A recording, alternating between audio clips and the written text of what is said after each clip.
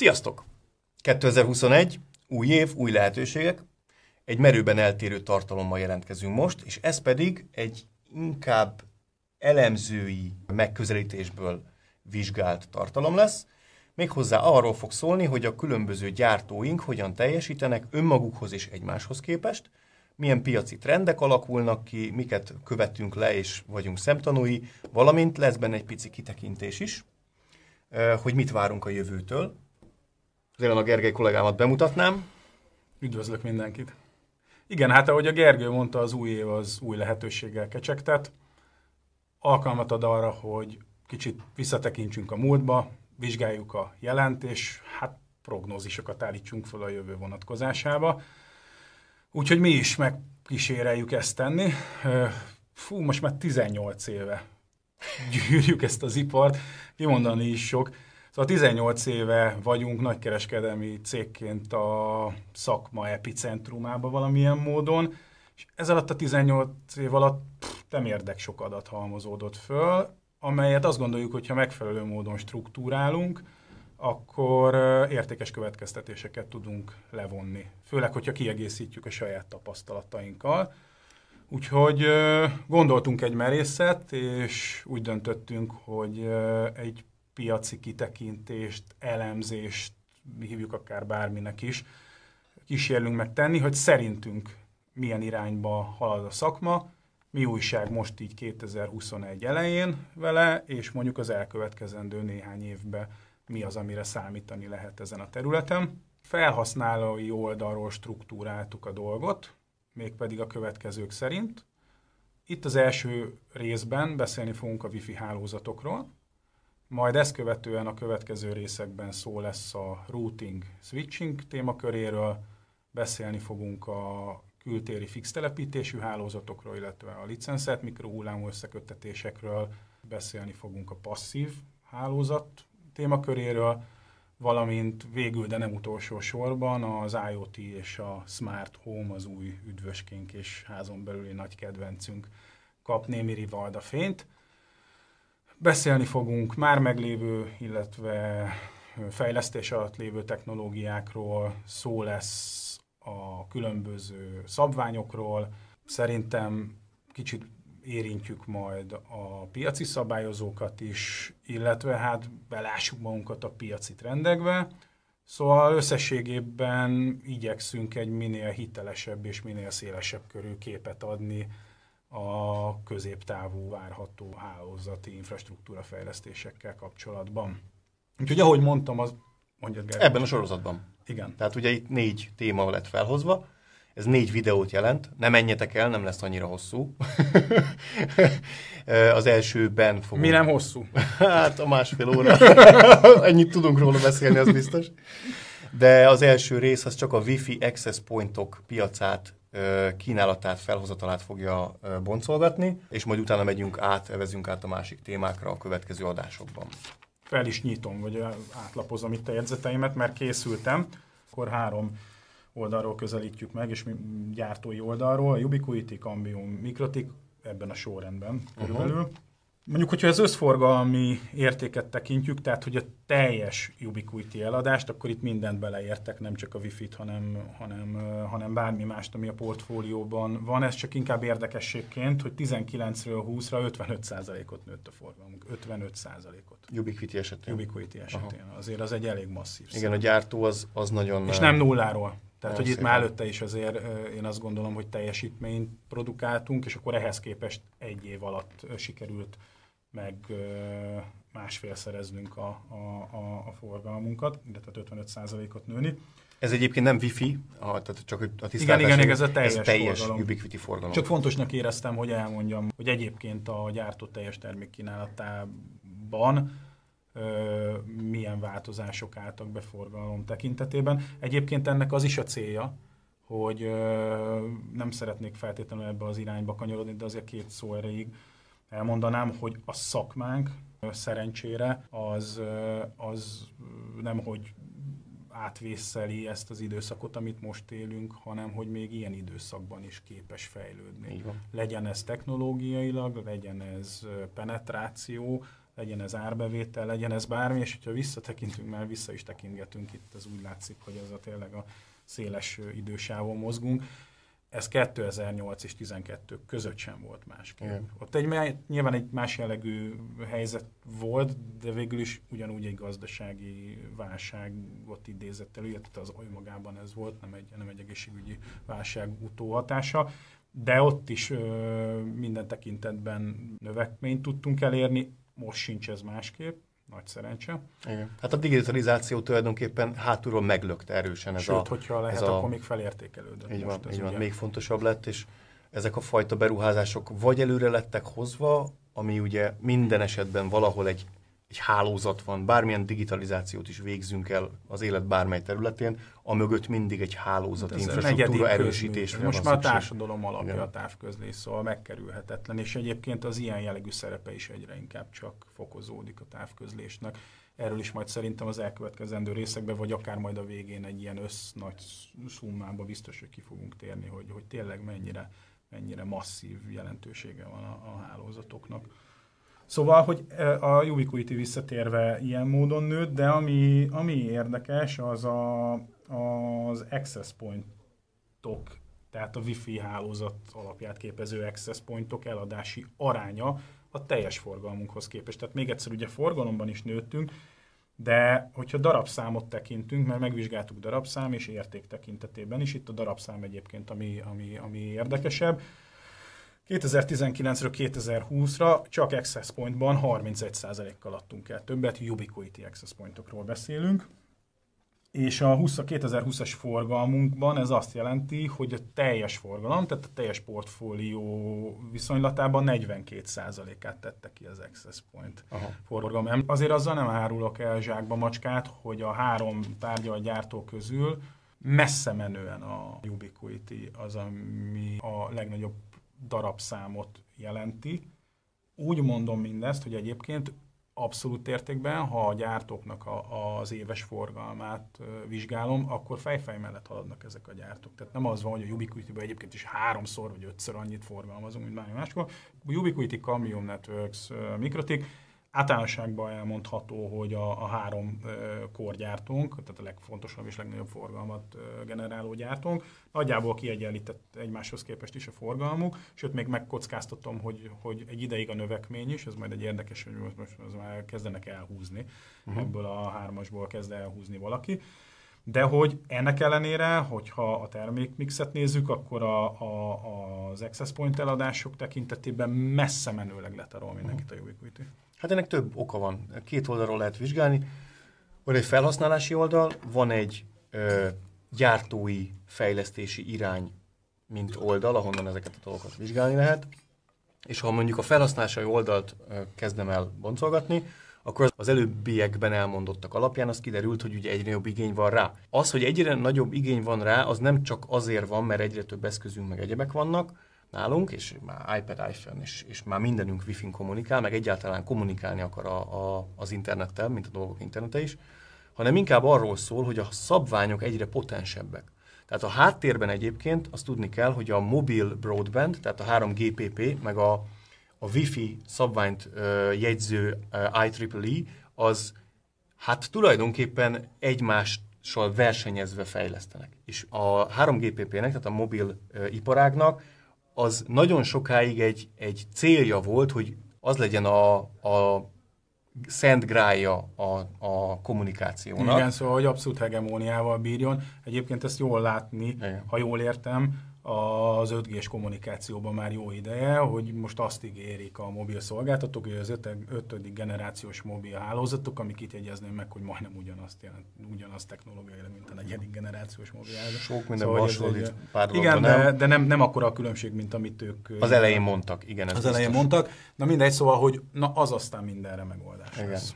És közben a Wi-Fi szabvány meg sosem látott sebességgel fejlődik. Tehát sokkal gyorsabban fejlődik, mint szinte bármilyen más kommunikációs szabvány, akár a vezetékeseket beleértve, sokkal gyorsabban és nagyobb iramban fejlődik. Itt a Wi-Fi 6 meg a 5-öt, hogyha összehasonlítanánk, elképesztő különbségek vannak, de a lényeg az, hogy potensebb is, és ezért van az, hogy nem tudott a mobil broadband egy uralkodó kommunikációs formává válni, mert közben elképesztő mennyiséget fejlődött a Wi-Fi, amit nagyon sokáig egyébként lenéztek, meg csak másodlagosnak tartottak, meg az biztos, hogy nem lehet jó, mert nem terhelhető, meg ilyen-olyan korlátozásai vannak, de ez most már nem igaz. Valamint az emberek nem egy szabályozott kommunikációt akarnak, ez is közben kiderült. Tehát az, hogy otthon mindenkinek saját Wi-Fi hálózata van, ami nem egy szolgáltatótól függ jellemzően, hanem az egy saját belső hálózat, az irodák sem akarnak csak mobil hálózaton függeni, mert aki megpróbálta, az nagyon sokszor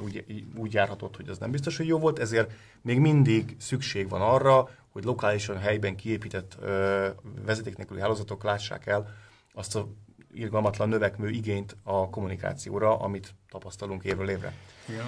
Tehát egyrészt van ez az olvasata, hogy változott. Ugye a szabványok korábban csak arra fókuszáltak, hogy a kapacitást növeljék, de közben pont ami miatt a Wi-Fi hálózatokat temették, az, hogy interferenciát okoznak, és hogyha több van, és hogyha sok a felhasználó, akkor már nem képesek működni. Az a fantasztikus hír, hogy az újabb és újabb szabványok egyre jobban és jobban fókuszálnak arra, hogy azt a problémát megoldják. Tehát ne csak a sávszélességet, meg a kapacitásokat növeljék, mint ugye a korábbiak is, hanem már arra készítik fel az eszközöket, hogy ezek bizony interferenciában fognak működni. És nem az lesz, hogy persze nem működik, mert Wi-Fi, mert interferencia van, hanem az lesz a válasz, hogy interferencia van, egy újabb szabványos eszköz kell lerakni, és az nagyban javítani fogja a lehetőségeket. Hogyha most ebbe jobban bele akarunk menni, akkor inkább ne, hanem nézzétek meg a Wi-Fi 6-os explanation videónkat, ami bemutatja, hogy pontosan miben is változik. De klikkeljetek? Valóban oda. És majd nézzétek meg, hogy ott régóta pontosan... ki akartam próbálni. Szóval visszatérve, tehát hogy egyrészt a technológia egyre potensebb, ebből adódóan egyre nagyobb igény van rá, oké. A másik oldal az pedig a Ubiquiti-re, ha csak arra akarok reflektálni, tehát hogy elsőleg arra válaszoltam, hogy miért van egyre nagyobb igény az access pointokra. A másik az, hogy ezek belül a Ubiquiti-nél miért van az, hogy a Ubiquiti forgalmának közel a fele az access pointokról szól. Közben, amikor ezt a gyártót megismertük, akkor ugye Fixed Wireless Access fejlesztés. Rádiós kártyák. Rádiós kártyák, pontosan. Aztán már Fixed Wireless Access megoldásokat szállítottak, és utána jött a Wi-Fi, de még mindig utána is újabb és újabb termék kategóriákat jelentettek be, amik egyébként közel sem lettek olyan sikeresek, mint mondjuk a Wi-Fi. Bár majd itt csak kitekintés a következő részekre, hogy azért routing switching területen nagyot ment a gyártó, de azt majd akkor tárgyaljuk. Szóval így van. De a lényeg, hogy attól függetlenül a fele, a nagyja az access pointok, na az meg annak köszönhető, hogy a Ubiquiti önmagában, tehát a Ubiquiti Unify, azt, hogyha egy ilyen autó, divatos mostanában ilyen autópiaci példákkal élni, akkor az volt a Golf.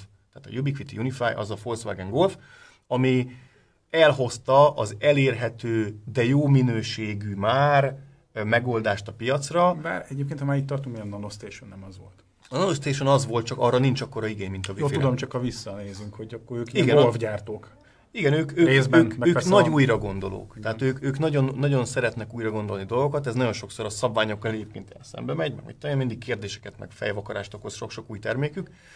De a Wi-Fi-re visszatérve, az látható, hogy mivel hogy ők hozták el először ezt a multi-AP rendszert olcsón, megfizethetően, és a korábbi Szent Háromság, mint Ruckus, Aruba, Cisco erejét tulajdonképpen még a saját marketingük is úgy kommunikálja, hogy a Dávid a Góliát ellen küzd, és hogy a törpe az óriás ellen, csak hát közben kinőtte magát, mert egy olyan dolgot tett le az asztalra, ami igenis eladható, és igenis nagyon sok helyen szükség van rá, és hogyha ilyen szinten árazzák nem úgy, mint a nagyok, ez akkor is tulajdonképpen... Sőt, milyen érdekes, hogy ugye sikeres lehet. Most éppen ebben a helyzetben nem, de egyébként rengeteg konferenciát látogatunk a Gergővel, pont azért, hogy megértsük, hogy hogyan működik a piac, hát ugyanaz, amiről most beszélünk, csak hát első kézből a fejlesztők, gyártók szájából, belföldön, külföldön, és bárhova is megyünk, ez a lényeg, bárhova is mentünk az elmúlt években. Ubiquiti-nél lehetett azt látni, hogy a korai prezentációkban a Ubiquiti pozícionálta magát az Arubához, a Ciscohoz, ki volt a harmadik nagy, mit mondtál? Ruckushoz, így van, bocsánat. Aztán egyszer csak elkezdett megfordulni ez a dolog, és most már a gyártók kezdtek el hivatkozni a Ubiquity-re, és a Ubiquity-hez képest határozták meg saját magukat, szóval hogy azért... Mondjuk különbség az van, mert ugye a Ubiquity technológiaiak hasonlítja magát hogy egyszer csak megjelentő, hogy így húha. És hányszor hallottam ezt, hogy ez olyan, mint a Unify, csak. Csak, így van. Igen. Hát igen, a Ubiquity az technológiaiak hasonlította magát a nagyokhoz.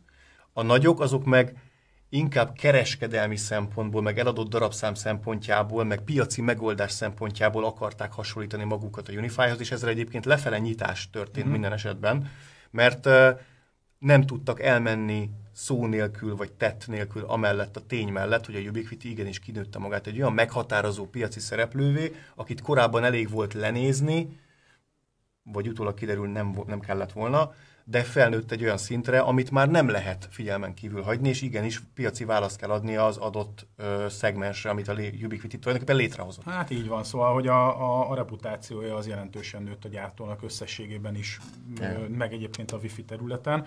Na és ez az ok arra, hogy miért ekkora szeletet képvisel a Wi-Fi Access Point-ok a Ubiquity-nél, mert ő egy forradalmár ebben a történetben, és a kis forradalmai mellett ez egy sokkal jelentősebb, nagy forradalom, és ez meghatározza a gyártóéletet. Olyan helyekről kapunk felkérést, hogy szerepeltessük a Ubiquity-t, mint opciót rendszerekbe, ahol 5 évvel ezelőtt még elképzelhetetlen volt. Van. Hogy a tenderkiírók, azok a műszaki szakemberek, akik ezeket a projekteket előkészítik, azok hallani se akartak róla, mert hogy inkább azt mondanám, hogy csak arról a 3-ról akartak hallani. Ma meg már itt is az látszik, hogy adjatok ajánlatot erre, de azért adjatok ajánlatot. Nézzük meg azt is, hogy az mennyiből jön neki. És hát azt kell, hogy mondjam, hogy azért egy szabad szemmel jól látható hányadánál aztán a végeredmény az lesz, hogy azt rendelik meg. Mert árértékarányban egész egyszerűen tényleg piacvezető. Jó, de szerintem akkor nézzük meg a Cambiumot. Ugye ő volt Motorola, előtte volt Ortogon Systems, illetve Ortogon Systems Motorolával fuzionálva, és aztán a végén lett Cambium Networks, és Cambium Networks önmagában is, mint Cambium Networks, a többihez képest később lépett a piacra, önálló entitásként, és hát ők multipontos, meg pont multipont kültéri hálózati megoldásokkal jelentkeztek, és egyébként vívták ki a szakma elismertségét. Hát az is egy külön történetet megér, de arról majd egy következő részben, hogy milyen evolúciója volt annak a termékvonalnak, és önmagában a gyártónak. És akkor egy bizonyos pillanatában, erre már utaltam a korábbiakban, megjelentek a Wi-Fi rendszereikkel is, erős fókuszba helyezték minden tekintetben. Habár egyébként ezt nem mindenki tudja, de a Cambium Networks az, amikor ugye kivált a Motorolából, akkor egy olyan megállapodást kötött a Motorolával, akinek volt Wi-Fi-s üzletága, és meg is maradt neki akkor. Azt hiszem pont, hogy más irányba adták el, amikor ugye földre voltak ezt a nagy céget. De egy olyan megállapodás volt, hogy 5 évig nem dobhatnak piacra Wi-Fi-t. Annak ellenére ők természetesen fejlesztettek Wi-Fi-t, ez alatt hát nem teljesen 5 év alatt, de jó pár évig fejlesztették a Wi-Fi-t, és amikor lejárt ez a határidő, akkor azonnal piacra léptek, viszont elképesztő elmaradásban attól függetlenül, hogy évek óta csinálták, mert nem adoptálódtak jól a Wi-Fi-s igényekhez, és évekbe tellett, míg rendbe szedték magukat, és igazándiból megfelelő szoftveres megoldást, körítést nyújtottak. Még egyébként érdekes módon a hardverek már a kezdetben jók voltak, ugye abban nagy tapasztalatok volt korábban is, hogy kell rádiót építeni, meg antennákat, de szoftveres oldalon nem tudták megugrani az igényeket, és kellett jó pár év, amíg a gyermekbetegségeket kinőtték, viszont utána, mint a többi gyártó, aki Wi-Fi-ben jó, az robbanásszerű fejlődést mutattak, mert most is talán még ő többet is nőtt, mint a 19-ről 20-ra az eladott access pointok darabszámát tekintve 110%-os növekedés. Értem szerint, hogy kisebb a bázis, tehát ez egy nem egy olyan elismert, nem egy olyan jól ismert márka, a piaci, nem is a reputációra gondolok elsősorban, hanem az ismertségére gondolok inkább. Ez nem egy annyira ismert márka, hogy mindenki oda se néz és azt veszi le a polcról, mint a Ubiquity Unified. Ezt meg kell ismerni, meg kell benne bízni, ki kell próbálni, stb., mert még abban a stádiumában van a gyártó. De így se nulláról, tehát hogy azért kisebb, mondjuk, hogyha a Ubiquity oldaláról vizsgálom, vagy ahhoz képest mérem, De önmagában itt sem nulláról indultunk, tehát azért itt is volt egy kellemes darabszám 19-ben, amire még egyszer mondom, 110%-ot sikerült ránőnünk. Egyébként itt még, mert ezt említettem a Ubiquiti esetén is, itt a teljes paletta éves forgalmához képest, 2020-ról beszélek, 33%-át teszi ki az Access Point forgalom. Na most, hogyha viszont azt vizsgáljuk, hogy ők amiben nagyon erősek voltak, az a multi-pont kültéri fix telepítés, hát akkor ahhoz képest, hogy 2020-ra oda jutottunk, hogy az 1/3 már az árbevételüknek Wi-Fi, és ugyanakkor meg, mint említettem, hogyha egymáshoz képest csak a forgalmát vizsgáljuk ezeknek a gyártóknak, akkor azért ezek fejfej mellett haladnak.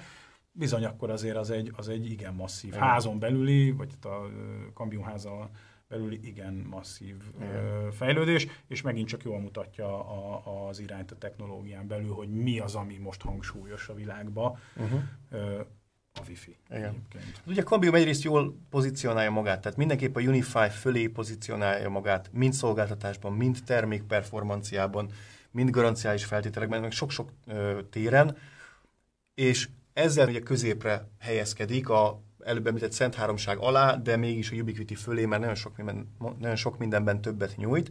Árban is a kettő között helyezkedik el, tehát ez elmondható, hogy azért nem a Ubiquiti árán kapható a termék, de hát többet is nyújt, tehát itt alapvetően mint piaci kínálat, vagy mint ajánlat egyáltalán nem hibás az ajánlat, sőt, látható, hogy és itt ez a megfigyelés, ez vissza fog majd utalni a Ubiquitinek a sikerére is, hozzátenném, meg ugye a jelentőségének a növekedésére, hogy az a előbb említett Wi-Fi szabványoknak a fejlődése azt is tulajdonképpen azt az előnyt csavarta ki a három nagy kezéből, hogy nagy teljesítményű Wi-Fi hálózatot csak a Cisco Aruba Ruckus tud letenni az asztalra, mert azok a fejlesztések, azok a unique feature-ök, amik ezt lehetővé tették régen egy N meg egy korábbi szabvány esetén, az most már azok a funkciók implementálásra kerültek az újabb és újabb szabványokban. Ergo, hogyha a Ubiquiti leveszi a chipet a chipgyártónak a polcáról, akkor benne van az a feature, és nem kell elképesztő mennyiségű R&D-t meg időt ráfordítani arra, hogy ez a funkció működjön és jó legyen, hanem benne van a chipben, csak finom hangolni kell szoftveresen esetleg, de mégis a teljesítményük azért közelít a high-end és a középkategória és az alsó kategória teljesítménye azért közelít mind a high-endhez, mert már a szabvány egyre többet ad, és nem kell házon belül a boszorkány konyhába kifejleszteni valamit, hogy egyáltalán működni tudjon ez a Wi-Fi hálózat. Egyébként miközben beszélünk, még eszembe jutott valami vissza a Ubiquitihez, hogy ő neki általánosságban véve a sikere, ami egy emberi tulajdonságra mutat vissza, a szép érzék, az igény azzal kapcsolatban, hogy valaminek a megjelenése is olyan legyen. Szóval amiben ők még fantasztikusak, nem csak itt, hanem bármilyen más termékükben, de ugye ebben az esetben hát azt nézi az ember a falon a mennyezeten,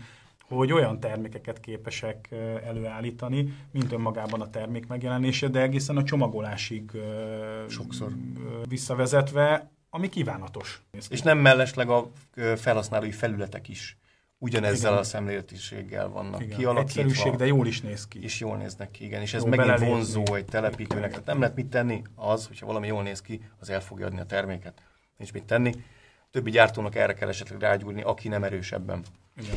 Még egy kicsit boncolgatva azért a számokat, vagy összehasonlítva, hogy kontextusba tudjuk helyezni a két gyártó méretét, meg piaci jelenlétét, azt el lehet mondani, hogy amíg a Ubiquiti nőtt 31%-ot? Nőtt 31%-ot a darabszámban Wi-Fi access pointokat vizsgálva. 19-20.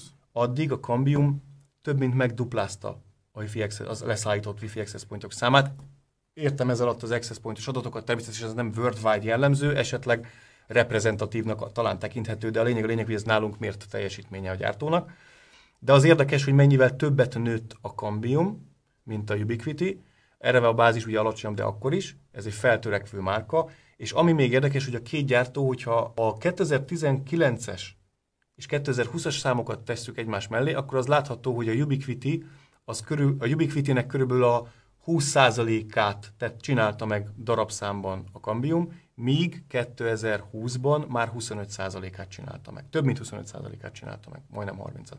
Tehát, hogy látható, hogy a kis hal az kezdi beérni, vagy darabszámban a kisebb, az kezdi beérni inkább a nagyobbikat. darabszámban, mert nem kis darabszámokról van szó, inkább ugye csak most százalékosan beszélünk. Százalékosan, hogyha hasonlítjuk össze, hogy nem, maga a jelentősége nő. Igen. Maga a jelentősége nő. Annak a gyártónak, ami nem annyira ismert. Illetve itt a Wi-Fi Fureut említettem még, hogy ugye azt szerintem mindenki számára most már ismert, hogy van egy ilyen, van, lesz is egy ilyen Európai Uniós kezdeményezés, hogy közterületek, meg mindenféle intézmények Wi-Fi-vel való ellátottsága. És akkor ott a részleteit nem pontosan is, mert a Gergő sokat foglalkozott vele, de a lényeg az, hogy van egy megfelelőségi shortlist, amire, hogyha be tud kerülni a gyártó, akkor bekerül, és akkor abból lehet válogatni. Ha nem kerül be, nem, és akkor hát nyilvánvalóan ennek mindenféle műszaki paraméterei voltak a háttérben, aminek meg kell felelnie. Ebbe szerintem most ne is menjünk bele részletesebben, de a lényeg az, hogy a Cambium volt az egyik azoknak a gyártóknak, akik szinte a nulladik pillanattól jelen tudtak ebben lenni, és ugye ez egy teljes Európai Unióra vonatkoztatott kezdeményezés. Még a Ubiquiti valamilyen oknál fogva, de most ezt se boncolgassuk, de viszonylag későn tudott odaérkezni. Szóval... Hát műszakilag, egyszerűen műszakilag nehez. Itt a Ubiquitinek a szokásos magam feje után megyek, és csak arra fejlesztek, ami engem érdekel. Itt most ez sajnos megbicsaklott ez a koncepció náluk, mert itt igenis ki volt írva a szabványügyi megfelelőség bizonyos tekintetben bizonyos funkciókra, és azokat a már meglévő termékportfólióra rá kellett fejleszteni a Ubiquitinek, és ezzel sajnos nagyon rosszul haladt. Tehát, hogy elveszített másfél évet körülbelül, a kiírás, az első kiírást elveszített másfél évet, és nagyon sokan, akik elkezdték telepíteni a Cambiumot, azok utána a későbbi projektjeikbe, annak ellenére, hogy mondjuk tavaly valamikor év vége felé, vagy év közepe felé már teljesítették az előírásokat a Ubiquiti AP. Tehát megjelent a piacon, mint elérhető opció. Annak ellenére nem álltak át, hanem továbbra is a Cambiumos projektjeiket vitték tovább, mert az már a tapasztalat volt velük, kiderült számukra is, hogy jó ez a termék, de itt ugye azért hozzátenném, hogy olyan garanciás feltételeket kell vállalni az önkormányzatok felé, amit a Cambium by default megad a Ubiquiti-vel szemben. Igen. És ez dupla haszon volt a gyártónak, meg hát értelemszerűen a disztribútorainak is, köztük nekünk is. Azon kívül, hogy erre az adott projektre viszonylag nagy darabszámban voltunk képesek ez idő alatt értékesíteni, bekerült a partnerekhez, és megismerték a rendszert, meglátták az előnyeit használat közben, és ez aztán már elkezdett indukálni további eladásokat, és hát exponenciálisan nőtt az értékesítési szám. Végül is klasszikus kifejezéssel élve betettük a lábunkat az ajtórésén, és akkor egyre meg a fejekbe. nyitjuk be. Igen. És egyébként jó példa erre a TAR. Nézzétek meg a videót, amit belinkelünk. Ezt jól csinálom. Mikrotik. Na, a Mikrotiket azt azért hoztuk föl, egyrészt ugye, mert mint mondtam, 3 azonos méretű gyártónk van, aki azért meghatározza a működésünket, meg hát a forgalmunkat. A Mikrotik a harmadik, ez nem sorrendiség, csak most ő került ide a harmadiknak. Önmagában a Mikrotik 19-ről 20-ra teljes forgalom, teljes kínálat tekintetében 38%-ot nőtt.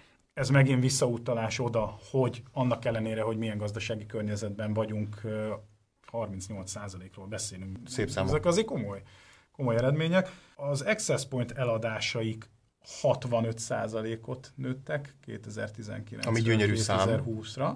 Szóval az egy jelentős mennyiség, viszont összességében van a teljes forgalomhoz képest ők azok, akik hát ebből a tekintetből leggyengébben teljesítenek, ez nem azt jelenti, hogy gyengén teljesítenek, de mindössze forgalom arányosan 13%, amit az Access Point-ok eladása kitesz. Egyszer ugye már volt válságban a gyártó, arra emlékszünk, amikor a Ubiquiti-nek az ismertsége, elfogadottsága minden területen letarolt mindenkit, akkor egy kicsit elaludt a Mikrotik. Akkor Fixed Wireless-be aludtak el. Akkor Fixed Wireless-be aludtak, és akkor ők utána nagyon ügyesen, nagyon jó stratégia mentén visszatértek az ő eredetükhöz, a routing, switching vonalra, újra definiálták magukat, ott elkezdtek fejleszteni termékkínálatot, sokkal szélesebb lett, nagyon sok apró rést betapasztottak, ilyen megoldás, olyan megoldás, de van a routing switching területen. Na, ez azóta is zajlik, abba fantasztikusak, tehát abba meg, hogyha majd azt nézzük, akkor ott lesznek számok. Ott lesznek igazán masszív számok.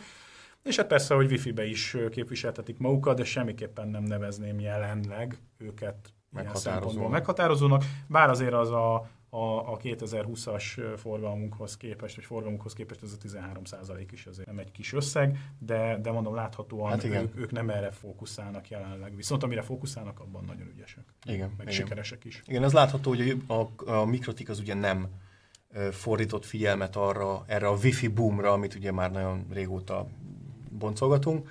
Egész egyszerűen NS AP-ik voltak, 3 igazán ilyen multi-AP rendszernek szánt hardverük van, a másik 2 gyártónál sokszor ennyi a kínálat egyrészt.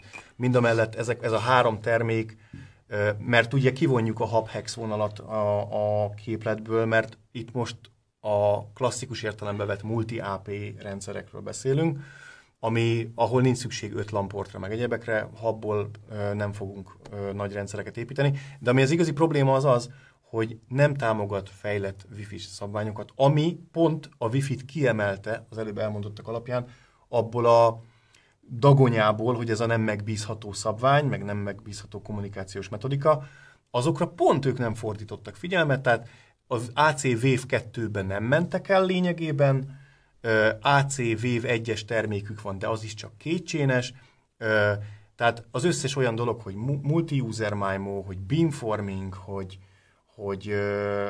most az AX szabvánnyal bejövő UFDMA, semmi olyan fejlett szabványt nem tettek magukévá, és nem kínálták a piacon, ami pont potensé teszi a terméket a Wi-Fi szegmensben.